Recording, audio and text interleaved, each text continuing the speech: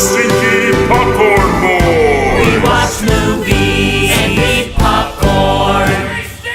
And our stinky. Hello. We are the Stinky Popcorn Boys. Just some boys talking about movies and how they made us feel. I am Patrick Basquill, and I am the Sorcerer's Apprentice. I'm John Gilardi, and every time I hear FaceTime, I think of Face Off. So, which is a good thing to be reminded of, because I mean, people are talking about FaceTiming all the time, and Face Off. So you get to think is about a Face wonderful Off movie. a lot. Yeah. So yeah, you get to think about it quite a bit. It's a curse, but also a blessing, an affliction. I don't know. I would say that's more of a blessing than anything else. But so we got 2 Nic Cage movies name dropped for those astute Nic Cageans. Cageologists what out there? Ooh. Hey, I'm Patrick Basquill, and I'm one of the matchstick men. I'm Patrick Basquill, and this is an adaptation. Those are just those are just words. I don't know. They're titles, but they're words. I'm just looking at I'm Patrick Basquill, and this is Next. Because he had a movie named Next. Mandy. I'm sorry. I'm Patrick Basquill. My name is Mandy.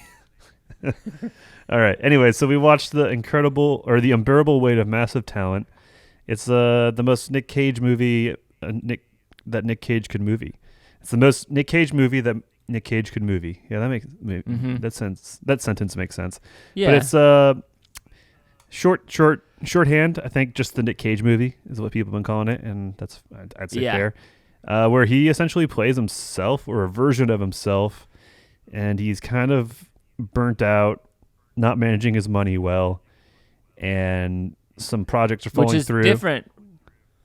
Which is different from how Nic Cage is for real. He's pretty good with his money? He's notoriously very good with his money. That's funny. This is a joke. This is a joke. He's terrible with his money. I was like, wait a minute, because I know like he spent a lot of money on his tomb and all this stuff in Louisiana. But yeah, so that obviously turns it up to 11. And then I'm sure it was true at one point, and I guess we can get into it, but the family, having a family and having a job and balancing that is something relevant, I guess, to his story. What's the real story, I don't know. But anyway, so he's this actor who's not giving his family enough time. He's bad with money, and he's kind of on the ropes. And he gets this kind of gig, hang out with this rich dude for $1 million. Just do it. It's $1 million. It'll pay some debt because you're staying at a really expensive Hollywood mansion, an extended stay. And so he goes, and that's where Din Djarin comes in, the Mandalorian, and he hangs out with him in Spain, in kind of this. It's kind Mallorca. It looks beautiful, and they're essentially becoming friends and kind of figuring being cool guys. being cool guys and kind of growing out of some insecurities. Meanwhile, Nic Cage is brought in by the CIA to spy on him because I think there's something going on with him as a crime lord, essentially, and that's the story without telling too much. Anything to add on that? Does that sound good? Yeah, no, that sounds about right there. I mean, basically, it's like a little setup for a fish out of water situation. We have sort of this definitely this haphazard connection, and I think very early on, they sell it. They sell Pedro Pascal's character really well.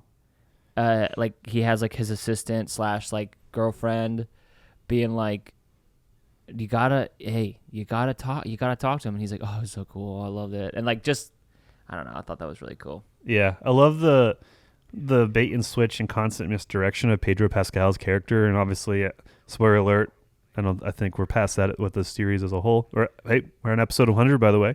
Congrats. Oh yeah. That's a little clapping in the background. I clap to myself and you. We'll put it in post. We'll just totally. There's going to be sound effects there. There will be. Someone will definitely edit it, as we've edited all the things in there so far. Yep. Everything good. Oh, and but But yeah, his character's like on a rewatch is just a kind of decent guy who's just really excited to hang out with Nic Cage and just kind of has insecurities about his art. And he's living his life, I guess, but he's not totally happy. He's like kind of not with this girl out of safety for her. All these things. He's just like a decent guy, but they do shoot it just well enough where you don't know if he's a bad guy or not, And so I don't know. It makes a rewatch actually very candid or worthy. Have you rewatched it already? No, but I want to, and I have the trailers in the background. You can even just see, and I think a rewatch would just be fun because you could just enjoy them being like in the moment, because you're watching it and like even if they're having fun and being friends, you're like, well, this is going to come to a head, and they're going to be mad at each other. But the whole time, like they don't. They're just best friends, and so you can that after the fact. So if you rewatch it, you can kind of just enjoy this fun buddy dynamic, and it's a fun movie and it's funny. So I'm gonna do that. Yeah, they definitely really lean into that in a really fun way, where we get I don't know, we kind of just get the best of both worlds. Like I don't know. Honestly, it's like this is a movie that is like, I mean, incredibly self-aware. Like we start off from the first, like where we've got Nicolas Cage playing Nicolas Cage, and he's playing a version of Nicolas Cage, and it's really funny too. Like Nicolas Cage has talked about his acting style, and people are like, "This is weird," and he's like, "Yeah, you're right. It is weird. It's on purpose." Because I think we talk about this a little bit on the Face Off one. Did we talk? Do we face off? We faced off. Yeah, we faced off. I don't know what you're talking about though, because you haven't said anything yet. Oh, with the yeah, with the his like sort of like influence in German expressionism, and like attempting to create images rather than like feelings. Yep. Like he's like, it's art, and then so that's why you make those faces, is because you're creating a painting that's moving and you get to live in it. Him and George Lucas probably. I'm surprised they haven't collabed, because they both are very visual storytellers.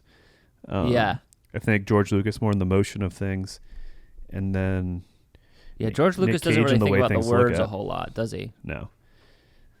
But it makes a story easy for a child to understand. So yeah, but I mean, also it's like if you take someone who has those good things and then you put a good writer attached to it, then you get Empire Strikes Back or the original trilogy. Yeah. And then if you just anyway, whatever. It always devolves back to Star Wars. We're talking about Nicolas Cage.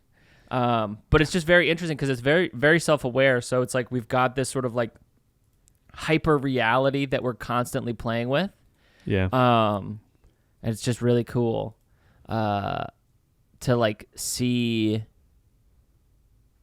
the Nic Cage be playing himself and be self-aware of his stuff and be at a point where he's like, yeah, I can make fun of these choices. And then also like throughout all that, there's like all these different sort of like self-aware mentions of like the writing of it. That's like, I said this in person, where it's like sometimes it works where like the writer's like, well, we got to go figure out Act 3, and at the beginning of Act 3 of the movie, it's just funny. Yeah. But it's like, and it worked in this because they like, it built up to it naturally rather than being like, shit. You know what it kind of reminded me of? Or like just now as a thought, and it's like one of my all-time favorite movies or comedies is Pineapple Express. It's very similar. Okay. Pineapple Express does have its moment of escalation when I think his name's Saul sees the murder. Yeah. But it's still very like kind of bumbling idiots for 2/3, and then like balls to the wall action movie. In the last act, and so this has those similarities there. So I don't know. I mean, I'm not nothing to get too deep there. It's interesting to point out as a writing kind of format, I guess, or that it's that a form of this has been done before, and you could easily come to this conclusion without seeing Pineapple Express. I'm not insinuating that, but I'm just saying it reminds me of it, and it works. And it's really, I think it works well for a comedy, and especially an action comedy. Or I don't even know what I would consider this, but I guess this and Pineapple Express feel like similar movies, and it's a comedy type movie. But there's that third act, like, balls to the wall, and like I think there's probably more examples I'm not thinking of right now, but I don't know. Interesting. I mean, you could do a lot of those Seth Rogen comedies, like even the Green Hornet. The Interview. That's the one you were thinking Green of. Hornet. Yeah. But a lot of those ones that are like original ideas that those guys came up with during their sort of like heyday, like they very much like have that sort of like traditional, like hey, here's a comedy, here's some goofy situations, and then it's like, oh my gosh, somehow we ended up in this massive fight scene, because that's how you like, again, that's how comedies are these days, where it's just like it's just a comedy action movie. Yeah, you know. But I don't think this was going for that because that's what audiences need. You know what I mean? Well, like I don't think this was a result of, that. No, I think this movie is very much a case of like going deep into like Nicolas Cage's filmography, and then also like just like into this type of movie, because it's like that's how this movie escalates, this sort of like buddy comedy, and then like that's what Nic Cage movies do, is like there's a twist, and then there's a twist, and then there's another twist, and you know, yeah, I don't know, it just works really well. Yeah, I really like it. I think. Does that make sense? Because it's not like it's like trying to redo its thing, but it's like paying homage to all the things that it's paying homage to. Yeah, it creates its new cool weird thing, like having the walk up sequence at the end where they're like, "Do you want to go for a ride?" And like, yeah, it's just like it's ridiculous, but it's like it works because it's paying homage to so many different things. Yeah, I mean, who do you think this movie's for? And like, see, like, is the general zeitgeist of Nic Cage where we respect him now? Because he was kind of like, oh, that guy that's in everything, you know, for a while now. And I don't know if it's just me and those around me who really appreciate and like his work and have kind of got him, or if that's the general kind of, again, zeitgeist of everyone. I think that's the zeitgeist. I think that we've come around on him where, and especially now, I mean, let me look at his IMDb, because I feel like it's like now that he is less desperate, it feels like, with things where he can do, like he kind of went through the desperation phase of things, and has come out the other side and like is either A, self-aware, or it's just like, I think that it also sort of matches the general zeitgeist of like, I mean, the death of the movie star, where it's like, wait a second. Why do Tom Cruise only does one movie a year, Brad Pitt only does one movie a year, you know, Leonardo DiCaprio does one movie a year. And it's like, I think that there's sort of a general idea of like being less precious with things and then allowing things to be great. Yeah. Where it's like, for like Nicolas Cage, where it's like, I think I think that it fits. Go ahead. Because I just, sorry, bud. I just think that it fits because it's like, that's where the general like idea is, where it's like, I'm going to be less precious with the work that I do, but when I do something, I'm going to do it because I love it. And it's like, I think that him doing a bunch of $5 million budget movies and every once in a while doing Pig and just really going hard on it, or every once in a while doing Mandy and just going hard on it, and then still doing things like Willy's Wonderland or any number of just like garbage movies that he just does, not even necessarily to make money, but just to like, because I think originally he's like, yeah, I want to make money because I owe a shit ton of money. Yeah. Well, I love this line. He's like, this is my job. This is what I do. You know, like people always come at me like, why are you working so much, Nick? And it's like, it's my job. Why are you still working so much, Nick? That was a funny scene. Sorry. Yeah. But it's such a like, it puts it into such an interesting perspective, especially contrasting like these kind of very boutique and selective kind of filmic actors, you know. and it's like Yeah. the dude loves what he does. So it's, I don't know, like are we shitting on people because they're in a lot of things? Like, is that a mark of lacking thereof of talent and stuff? And I don't know, it's interesting.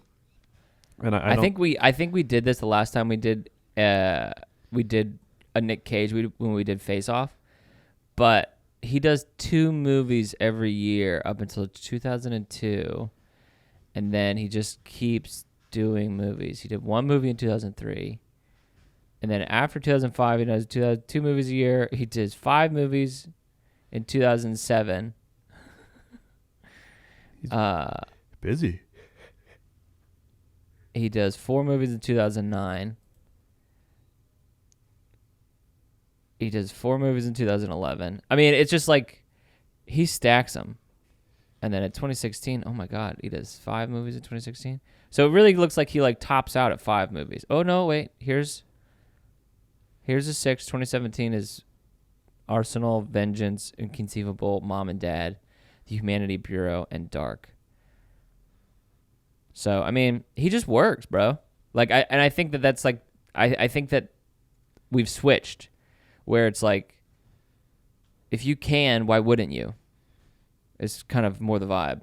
Yeah. I think. Dang, his filmography as the celebrities died. Oh, yeah. It'd be fun to go through it at some capacity. To watch all of his movies? Yeah. At least his features, not like the obscure things. Would you rather start with the newer stuff or the older stuff if you had to go through the Nic Cage? I would start early. I would love to watch him age. Both in like I would love to see like when he gets bored. Yeah. Which is which is pretty early. He's like, "Oh, did he win for Raising Arizona?" I or did he thought it win was for Leaving Las Vegas? Moonstruck, maybe? No, he didn't win. He got nominated for Moonstruck. I think he won for Leaving Las Vegas. Let's see. Let's do a research. Nicolas Cage. Huh? So let's do our research. On the podcast. Leaving Las Vegas. Yeah. Yeah. We kind of side thing. I don't know if we mentioned this as much on Face Off, but it feels more appropriate to mention it here.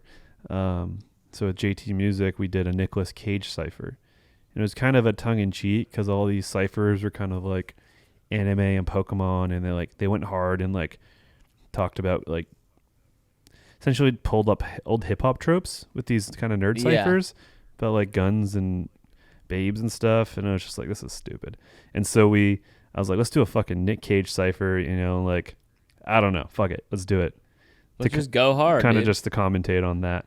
And so it was awesome. We had like, I don't remember how many artists. It's like an 8.5 minute song of just bars about Nic Cage in all his movies. So I did a lot of Nic Cage kind of research, and I did like Face Off. I had seen some things, and I wasn't like, this guy's a burnout, just doing everything. Like, I was past that, but I wasn't a fan. But from doing research and working on that project, I became a full-on Nic Cage fan. Like, I don't know. The guy goes hard. He knows what he's about. He's pretty shameless about it. And I don't know. He can make you laugh without trying or with trying. And he can also be an effective actor. And he does all sorts of different stuff too. So he hits all sorts of different genres. He's all different decades of content. You have like the 80s and 90s action movies. There's romantic comedies of the 80s and 90s. You have modern kind of shitty derivative sci-fi comic book stuff, a bunch of weird voice acting. You got newer stuff that's just like good, like him and Kick-Ass. He's in the Croods. God, I'm trying to find a more recent kind of good movie. Mandy. Pig. Yeah, so like, and even did No, but I know where they stand, I guess. It's just a matter of me seeing it. But Con Pig Air is so good. I think Con Air and Face Off are some of my favorite movies of all time. Like, I haven't seen Con Air, but obviously I've seen Face Off, and I love Face Off. Face Off is unhinged. You can't match that. But Con Air fits the time it came out. I don't know. There's such a fun charm about it. It's like, when did Con Air come out? Around that 97. Same year. Yeah. Same year. That was a big year for Nic Cage. Yeah. Rock too, at least the year before. Yeah, Rock just the year before. Wait, he was in The Rock? Yeah, he's wow. he's one of the main characters. He like co-stars with I Sean didn't know Connery. that. I know that Sean Connery was in it. Have you seen The Rock? And I haven't seen The Rock. Dang. Have you seen? Listen, man, I've seen things, but I haven't seen everything. Well, we got some makeup movies. I've seen Moonstruck. Have you seen Moonstruck? No. Have you seen Lord of War? In your face. Yeah, I've seen Lord of War. Have you seen World Trade Center? I haven't seen World Trade Center. Fucking got him. Have you seen Ghost Rider? Yeah. Okay. Have you seen Matchstick Men? No. Yeah. All right. Gotcha. Have you What seen? about Next? have You you seen s- Next? No. Have you seen Wind Talkers? No. Have you seen Next? No. Or Knowing? No. Okay. Well, I've seen both of those movies. So stupid. This is such a stupid game. Have you seen Sorcerer's Apprentice? No. I've seen Sorcerer. Look at that. Have you seen Have you Vampire's seen Frozen Kiss? Ground? No. Oh, I win. That's the one. Yeah, well, whatever, dude. Whatever, bro. It's not about quality. It's about quantity. No, it's a quality quantity combo. You have to see the right Nic Cage Quality, movies. quantity, quality, Quality combo. Combo. Combo. So back What to a good the movie podcast. at hand. I guess all that big tirade to say I'm a big Nic Cage fan, and so this movie was fucking awesome, and the fact that it fucking was loved it. just comedy too was so refreshing. It felt good to be like, I'm not like, I wouldn't say I'm depressed, but like the state of the world and like all these different things. It's like, it's good to go to the movies and laugh, you know. And I hate bringing up Marvel movies, but going to a Marvel movie and feeling the ups and downs and the rah-rah and the laughing at that is not the same as just going to a movie and laughing and having a good time. Yeah. And I'm splitting hairs here, but I do think it's a distinguishable thing. And it felt good to do that again with this movie. And this movie hit so well. And that made it extra fun, extra sweet, and fresh. And I just loved it top to bottom. I love Pedro Pascal. I love Tiffany Haddish. Like, just such He's so sweet. yeah, and that's how he's been kind of come to known, like among people, and kind of fans who've tried to parasocial these relationships. Is like he's a sweet guy. He's like very patient, and you know, like particularly with the Cara Dune thing. I forgot the real actress's name, but like he was super patient with her and tried to like communicate with her on LGBTQ Gina plus Carano? stuff. Yeah, he was patient and kind with her and tried to help her in spite of her being pretty hateful. Yeah. But like I think that was probably the most public kind of thing, and then you learned about his wife and like who she is, and like you just get this idea of like he's a solid guy. And so Wait, who's his wife? I I don't know. Tell that story. I don't know that story. don't know. She just works. I believe she works with like just like trans and LGBT. I think she does a lot of outreach and just stuff. She's a very helpful. She's a helpful person, I guess, is the core of it. The details, I'm pretty sure around that. I don't know for sure. It was more of a kind of research on what the hell is going on with the whole situation with the show and the actress going weird. Anyways, I don't wasn't. think Pedro Pascal is married. What? Who is this then? Yeah. I don't know who you're talking about. Maybe it's a girlfriend? Is Pedro Pascal married? Pedro Pascal has never been married. Maybe it's a girlfriend then. This was 8 months ago. Maybe he has a secret wife. There's a rumor swirling that he has a secret wife, but there's nothing proven to be true. Maybe it's Anyway. a girlfriend. I don't know. He had a partner, I guess, that was doing stuff. Well, he's friends with Sarah Paulson. And Sarah Paulson does stuff. Yeah. Anyway. So maybe I don't know. But that was Who knows? Hey, it's not important. Either way, they I got the definitely sense, in this. whatever the details were, that he's a good guy. He surrounds himself with good people. Yeah, he seems patient and nice, and doesn't seem like he's like afraid of talking about things. Yeah. And so Which is that fits good. this character. And it was like, I think maybe that's part of why he was cast. Maybe kind of the general Hollywood thing is like, oh yeah, Pedro's such a nice, good guy.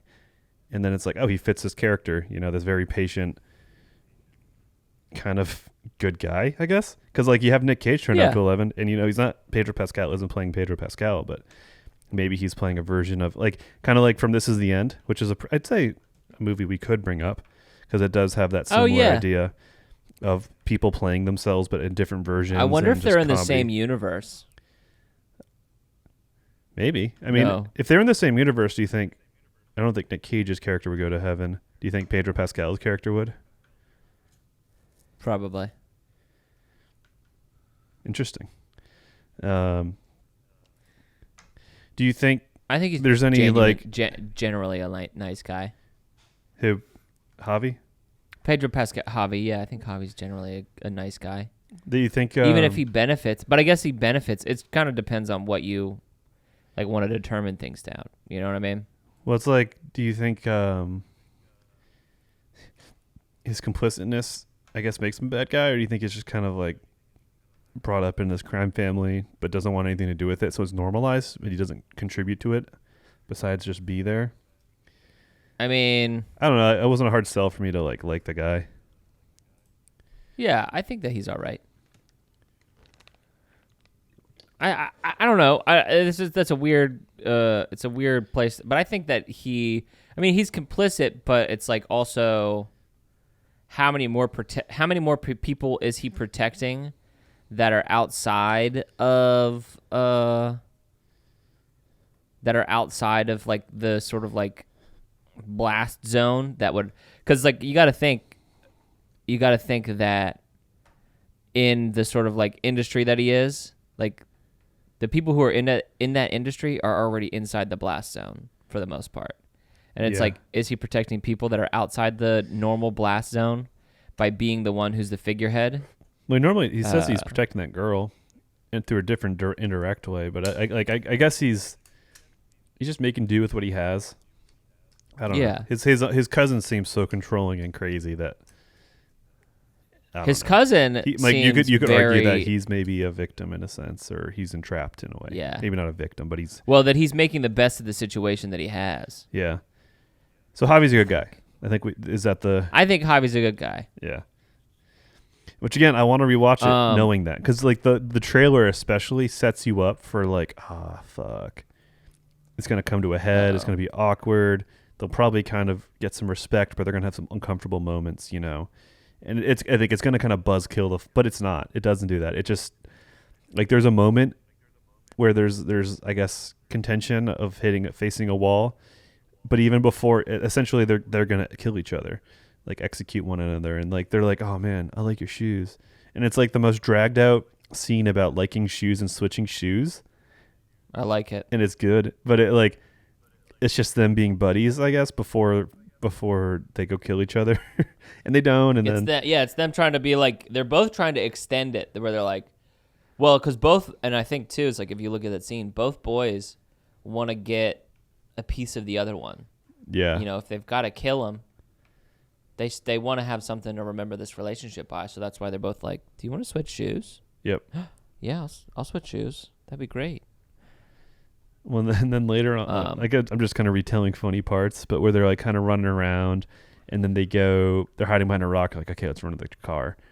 He's like, but you got my shoes, you got run better, blah, blah, blah. He's like, okay, fine. Like Nic Cage is like, fine, I'll go run and get the car. And then Pedro Pascal, and then Javi's like, no, I want to go with you. They go together, and it's just like such a dumb sequence of just petty like argument, and then I don't know, and then again, just retelling funny things. But I love like good drug trip scenes in movies.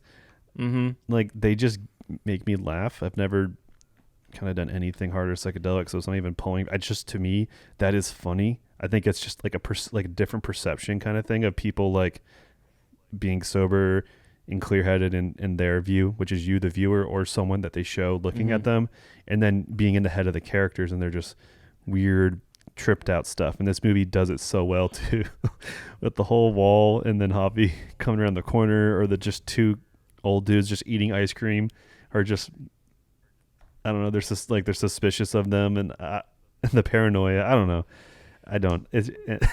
It's just so good. It's so good funny. because I think it's really good. Drug trip scenes like that are really good because you get a chance to, it's like the most honest. Like it's Yeah. just an incredibly honest moment, and it's just really, I don't know. I think both. It's a good shorthand too for bonding, and I'm not saying by any stretch of the imagination that substances are required for this, but I think among people that you don't know or strangers, when you have that thing that puts the guard down, it allows you to have that kind of bonding almost faster.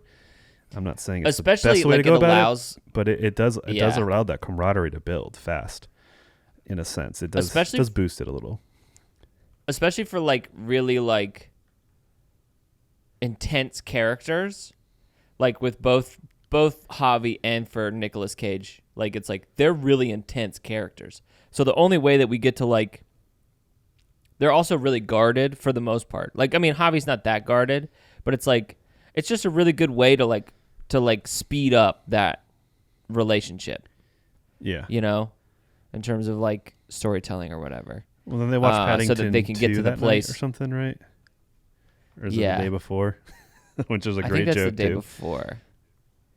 And then later his daughter is like, "Have you seen Paddington 2?" And he's like, "Have you seen Paddington 2?" I haven't seen Paddington 2. Is that what we watch next? Do we watch Paddington 2 next? Maybe. I've heard that it's very, very good. I've heard it's very good, and like from people that are usually pretty sticklers. Like I think that's the joke. Is it's actually just like it's a movie you don't expect to be really fucking good, but it is. And I think I don't know. I'm very curious, and I want to watch it. It's got a 99 on Rotten Tomatoes. Jesus. Still. Yeah. Do we need to watch the first? I don't know. Can you imagine the people like making Paddington? It's like they were just making a Paddington movie, and then like the second one, like Jesus, you don't have to go that hard. And it's like we have something almost too good. Bad. It's just like I mean, Paddington by itself is 97%. Wow.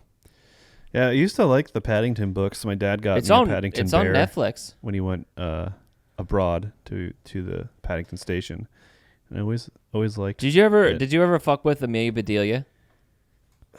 Yes. You know, I need to look her up. I fucked with Amelia Bedelia. Amelia Bedelia, and I'm like, yes. Oh wow, Brain Blast, bringing me back. Wow. You're welcome, bud. I'm gonna fuck with you. Am I watching Paddington today? Do you remember Angela Anaconda? This is hold on. This is not something Wait you a want second. to be remembered. This is more like fever dream footage, like bait. Oh yes, I remember Angela Anaconda. I don't like this as fucking much as show. Amelia Like, Bedelia. did anyone? Hated Angela Anaconda. It was irritating stuff. And creepy, and it always killed the vibe when I was watching cartoons. I hated it. Oh. It was so gross. And then there's an Angela Anaconda short film before the Digimon movie. Yeah, because didn't come on like in between. Or it was like the short film that played before, I believe, which is crazy. Oh wait, Digimon, Digital Monsters, Digimon are the champions. Fuck yeah, Digimon went hard, dude. It's a good theme song. Yeah. What's the Pokemon? Pokemon's better. Digimon, so true. Digital Monsters, Digimon are the champions. So what was your favorite comedic moments Digimon from from the film? I really liked. Sorry, you got me thinking about Digimon. I would say my favorite moments from the movie was probably him. And I love this. This is one of my favorite things. This is one of my favorite, like, you know, you talk about your pirate hallway or whatever the thing is. I love and also hate whenever somebody who is out of their depth, they like try the thing, like when he puts the contact glove on his skin and then he wipes his head and he's like, oh, I wiped my head. And they're like, did you really? And he's like, yes, I did. And then just like that whole sequence of him just like fucking flopping. It's the same thing in like Wolf of Wall Street when like he's like, oh shit, I've taken way too much. I've taken way too much. Whatever the drug that he took was, Quaaludes. And he's like, these are lemon Quaaludes, and he's just like playing with them. But like Nic Cage, like wiping his forehead, that whole sequence, and then him being unconscious, and then Tiffany Haddish going, action, and he's like, oh, it's just so good. That's like just good. That's classic comedy. You don't have the. That's classic comedy right there. You don't have the gross out teenage sophomoric stuff. That's just yeah, situational. I don't know. The movie is full of moments. I can't wait to watch it again. I can't wait to I need to watch some more and rewatch more Nic Cage movies. I'd be so down to watch Con Air. And you haven't seen The Rock, right? Yeah, too? I haven't seen The Rock really. Damn, I don't know which one to watch. I'm gonna have to get in on some Nic Cage stuff. You could make a Nic Cage podcast in itself, Cagecast. Live from the cage. Live from the cage. It's Cagecast. And then we shoot Somebody the podcast, give me a cake. and we're in a giant dog cage. Not the bees. Not the bees. Yeah, it's a bee cage. So do you have anything you didn't like from the movie? I'm trying to think. Honestly, and I think that it's like a thing that is probably for the best, but I wanted more like direct references, like because they did such a good job of like pulling the feeling of Nicolas Cage movies, and I don't know if this is a bad thing. You know what I mean? But it's like I know where you're going. I feel like they should have had more direct references to Nic Cage movies. Yeah, I think the most we got to do that was through the fanboys, essentially. Yeah, I mean, and there was also like, I don't know, and there was like the little room, the like Javi's Hall of Fame thing. But I do agree. Like I did come out there's also thinking like they did a really good job, but the Nic Cage fanboy in me was like, I would like to see more stuff too. I think they did the best version of it also, you know?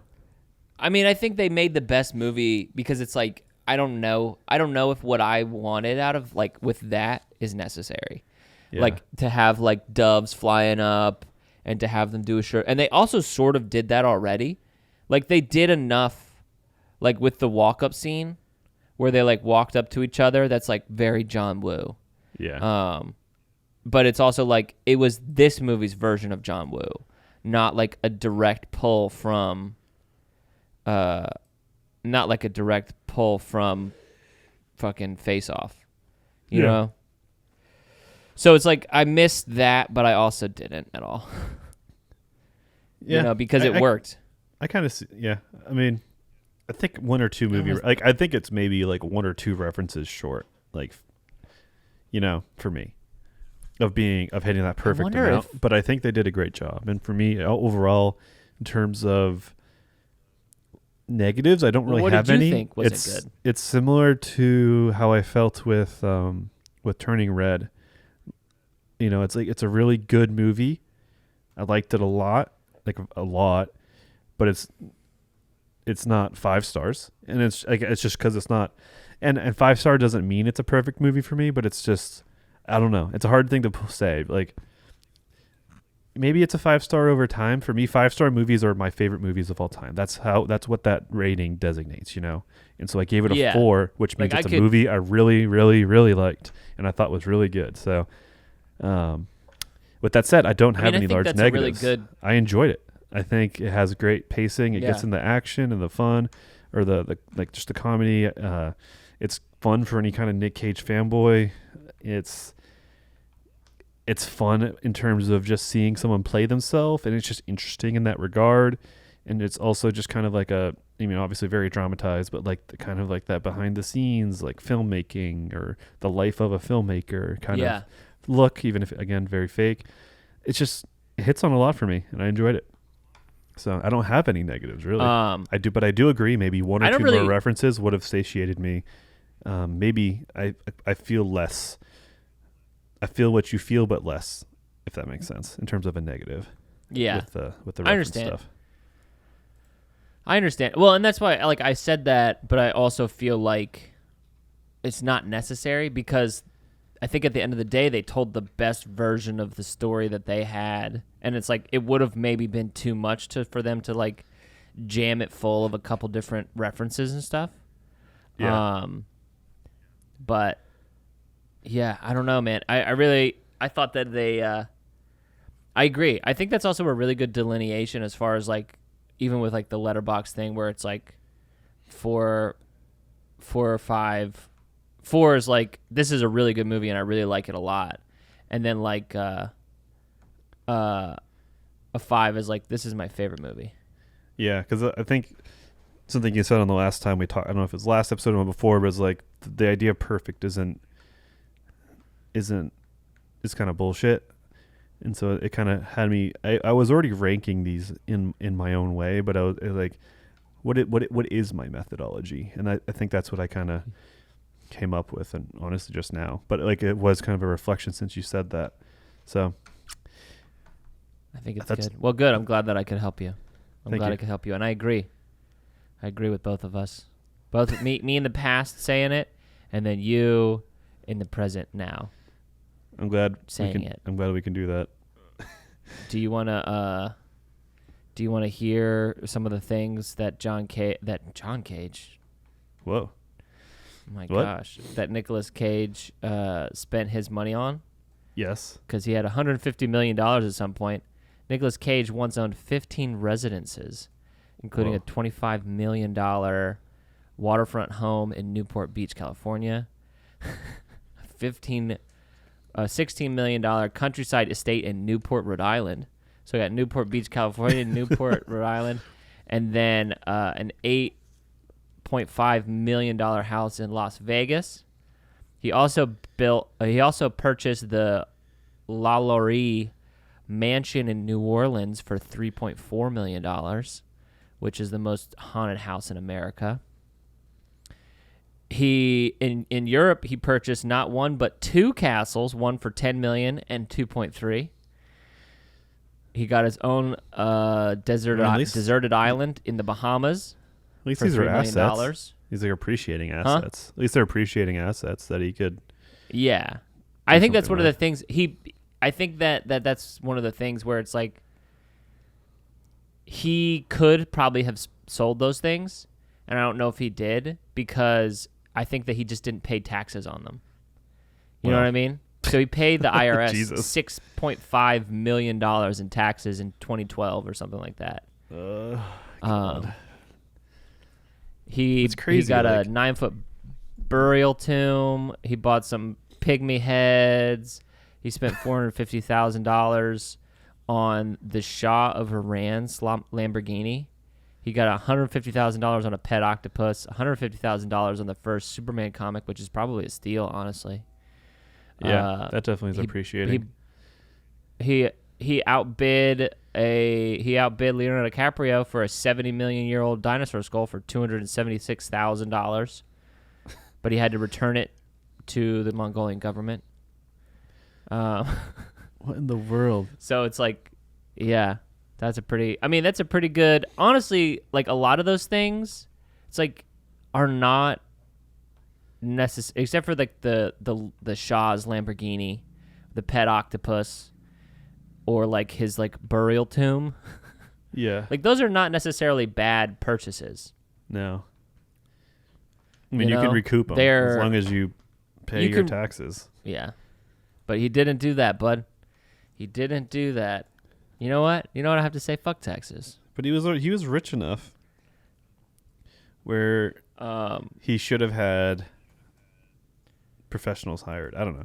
Like there's so many young sole proprietor types in the YouTube space who get screwed by taxes, but it's because they're coming in young and like ignorant, or maybe they come in after having a career with W-9s, W-2s, whatever, and it's just different. Just people don't expect it.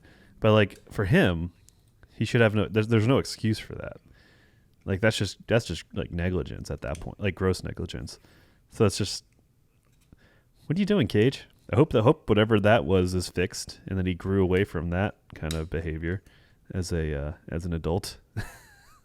Yeah, I think that he was like, it was very much like one of those things where he like could have filed for bankruptcy. Like it's like he got into sort of like massive amount of debt and creditors, and then owed the IRS $6.3 million for property taxes and stuff.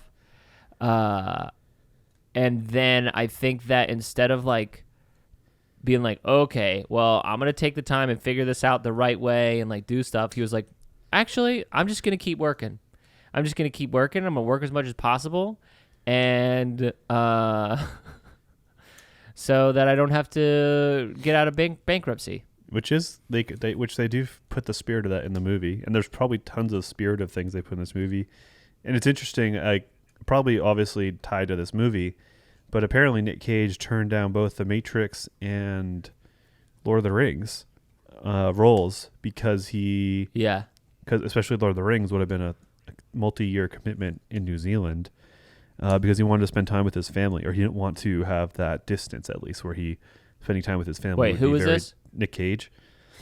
Oh yeah, because I think he was up for Aragorn, I want to say, and then obviously Neo, and turned those down for family reasons, which is interesting because that's kind of what the big character development ends up being, is that he spends more time with his family, or he balances better with his family. Well, it's funny because I was actually reading an article yesterday, which is not 100% related to this, but it sort of is Eminem like gets to the office, he gets to the studio, and is like, all right, I get to the studio at 9 a.m., I take lunch at 1, and I'm out by 5. So he's like, and I think that is like he was talking with, it was Akon who shared the story, and Akon was like, yeah, I got to the studio at 6, and the studio manager was like, yeah, Em just left. And he was like, hey, Em, you coming back to the studio? And Em was like, oh, I'll be there at 9 a.m. tomorrow, just because it's a job. And so it's just like, I don't know, but that's just funny to me. Because, because the idea of what we have of like what an artist is not that. Yeah, well, I think for me, I don't know. I think like there's definitely sustainable ways of doing art, and especially as a soul artist, But I think that is a sustainable way of doing it. Again, people have different methods, but I think having that disconnect is huge for your mental health, and it's interesting that Eminem does that. That's really cool. Yeah. Well, it's also, again, because he's like he's got to make time for his kids. Can't just do the thing. Yeah. I think like. See, there's like that idea, especially being mega famous or your own boss and have a living as an artist. Is like, I have the free time for whatever. I can sleep until noon and then go to work 4 hours later and start my day, whatever. And that works for some people, but it's hard to have a life that way. And that ends up being very self-serving in a sense, where you can sleep in and then you can kind of do whatever you want. And then you go work for you and yourself and work on your own terms, and I don't know, you know what I mean? And so there is a point where I feel like something like Eminem's makes a lot more sense, and there's a lot more appealing to me personally. Well, and then it's also like, well, it also, I feel like too, it's like the more and more I look at people that are now like where I want to be, or like doing things that I want to do, it's like, they're all sort of like sober, here's our regular, like we do this weird art thing as our job, like it's a job. It's not a Hunter S. Thompson, Johnny Depp situation where they're like rock stars, and it's like even the rock stars, it's like, no, this is a job, and it's like, we're given the opportunity to like to like party and play, but like it's more about like creating that vibe and less about actually doing it. Yeah. I mean, that's life. Like that's the brand like people aspire, or like, I don't know, like that's part of the act too, I guess, is doing like giving off that image, but maybe doing it the other way. I think before we transition to wrapping up, the Nic Cage flashback kind of ghost guy was such a fun thing. Oh yeah. And was Nicky. Yeah, which is so good. And just such a loose cannon, and like was almost the Nic Cage meme, like the kind of mythos around his weird performance moments, like the V's and the touching the butt and making the noise or screaming weird, was kind of the personification of that character. And he had tons of funny moments like that. But they didn't overuse him either. Exactly. Like that was something too where they just like did it enough and they had it be impactful enough where like even in the moment where he's like, tell him Nic Cage smooches good. It's so good. Like, Yeah, Nic Cage smooches good. He like makes out with himself, and then the young Nic Cage just Yeah. screams that, and it's like, yes, Yeah. this is the weird shit that I want, like the weird Nic Cage unhinged kind of stuff that he's known for Yeah. or is infamous for. That he's having fun with. He's like, oh yeah, I'll be fucking weird. Yeah, You want me to be weird for you? I'll be weird for you. the man loves it. So I love it too. 100 episodes. How about 100 that? episodes. Look at us. How about Who'da that? thought? What do we look at? Hey, who'd have thought? Oh, damn it, dude. That's pretty cool, though. You're doing my lines. I can't remember if I touched on it last time, but it's a lot of people start these little podcast things, and they fizzle out always, or a lot of the time. So it's pretty. I feel pretty proud to hit 100 episodes of a podcast. So it's been fun to do together.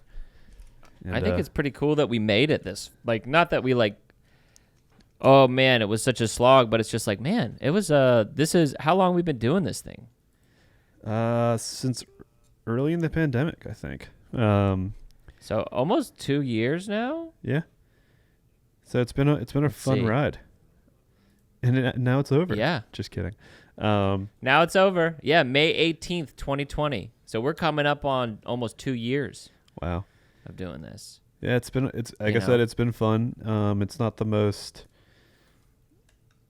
high traffic thing that I do as someone with big audiences, but to me, it's not why I do it. It's for the fun of talking movies, and that's what this started off as. Is we would always have meetings and we just talk movies for like 45 minutes, and shit, all right, we gotta have a meeting. But it's like, oh, we can talk movies. This is fun. So this is just something we would already be doing.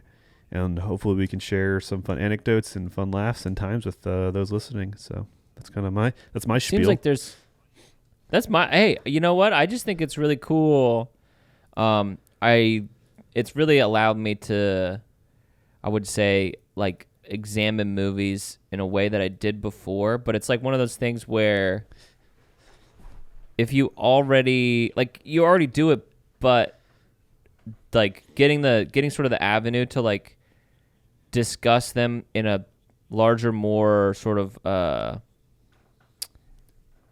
guided way, not guided, but like, because it's not like there's like an outline or whatever thing that we hit, but it's like, hey, here are things that I noticed, to just like actively talk about movies in a way that's like both like fun but also sort of an examination of it, at least for me, where I'm just like, I wondered if this is why this worked, with like sort of the modicum of understanding about how things work. Yeah, I mean, I think on that like as well for me, but I think on another thing is having these thoughts and or watching them differently, but then sharing that with someone, or like spending a time and sharing thoughts and ideas, and in some instances challenging ideas. And I think it's a good, I don't know, it gets you get out of your own head in a sense. Like, yeah. And there's nothing wrong with that. Like watching a movie and like, this is how I feel, and like staying within that. There's nothing wrong with that. But like, it's been fun as an exercise to continually kind of get out of each other's heads as we share our thoughts on these movies. So. Plus, we get to see some movies that I wouldn't have seen, or get the opportunity to talk about things like Arcane. Yeah. Coughing, but like in Arcane, where it's like, I don't know, wouldn't normally get the chance to sort of like talk about that. Yeah. I mean, I would, but not in like for an hour. Yeah. Be like, this is really cool. You're only really talking about it for an hour with another mega fan, so like you aren't like catching up with friends, and you don't give that time to talking about Arcane. So there's something I was gonna say, but it's fading from my head. Fuck. I don't know. It's been fun. Oh, it's been kind fun. of like the original thing was. It was kind of like a book club, so it's fun. It's fun to kind of like the new movies are fun, especially when they're fun ones we're interested in. But I do like the times when it's slow and we kind of find a movie and we're kind of like catering kind of like our experience or catering things that we haven't seen or catering like classics for each other for Die Hard, for example, Face Off, stuff like that. So what's your favorite movie that you've discovered doing this? Without going crazy, in terms of like obviously we like the Batman and this we saw for the first time together, but in terms of like old stuff, I would probably say with the quick skim, probably Roger Rabbit. Who Framed Roger Rabbit? Like that was such a fun, fresh rediscovery of something. I thought that movie was really good. It was so good. Yeah. Actually. How about you? I'm trying to think. I'm doing a quick skim too. I think that Akira. It's maybe Akira, but like definitely Die Hard and Face Off because that was the first time I'd seen Die Hard. Yeah, those are hard. And Die Hard, Die Hard was good. I think I also really liked, talking about. I'm trying to remember if there was what the one was like. Just I don't know. I liked talking about Willy's Wonderland. Oh yeah. That was a good one. I like shitting on Army of the Dead because that movie deserved to be shit on. That movie was not good. Malignant. Oh man, I forgot about Malignant. Yep. Any given Sunday, how much you hated Al Pacino. Joe Pacino. It works. Joe Pacino. Where is that one? I forgot about. It's right after Gone Malignant. in 60 Seconds? We did Gone in 60 Seconds? Oh, yeah, that's right. Holy shit. Yep. Yeah. I think rediscovering Joyo Noel was really fun for me. That was good. Yeah.